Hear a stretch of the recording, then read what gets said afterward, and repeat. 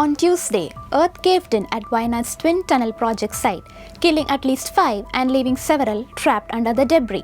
But was this disaster inevitable? Even as recently as 3 weeks ago, a geotechnical assessment report on the project warned of potential large-scale slope failure due to the progressive weakening of the slope. So, here's what you should know about Wayanad's twin tunnel project. The Twin Tunnel project grabbed headlines early this year when it was inaugurated by Pinarayi Vijayan. The multi-crore project aimed to link Wayanad and Kozhikode. It was touted as Kerala's largest infrastructure project. Now, it is the site of Kerala's latest disaster, as earth caved in on the tunnel, killing at least 5 and leaving several injured. Chief Minister V.D. Satheesan has ordered a probe to determine the cause of the landslip. But if you look back at the project's history, it's a wonder that it got environmental clearance in the first place. Here's why. The state-level expert appraisal committee granted environmental clearance for the Wayanad Twin Tunnel project on March 2, 2025. But even while granting clearance, the regulatory body expressed serious ecological concerns. 1. The tunnel alignment passes through highly fragile terrain that is prone to landslides.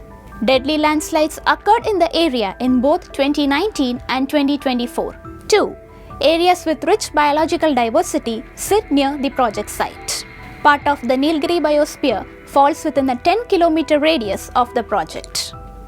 This region is home to innumerable endangered bird species whose lives will be interrupted by the Twin Tunnel project. 3.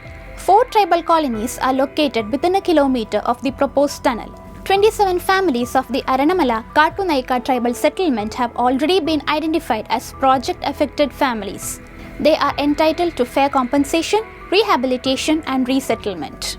4. The project area falls in villages categorized as ecologically sensitive areas, like Kozhikode's Siruvambadi village and Wayanad's Velladimala village.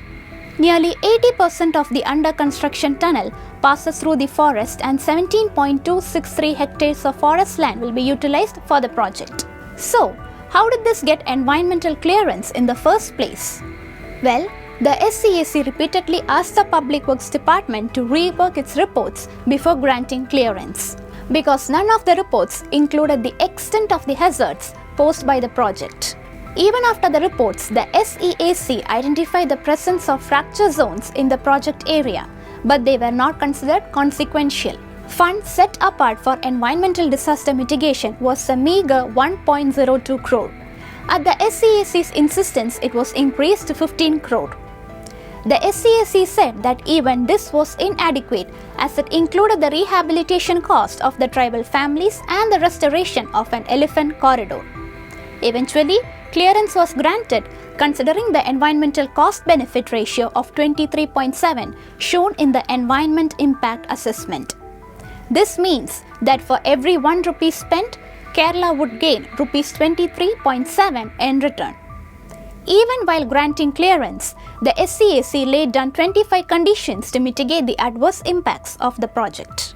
One mentioned that construction material of any kind should not be dumped near existing facilities outside the project site.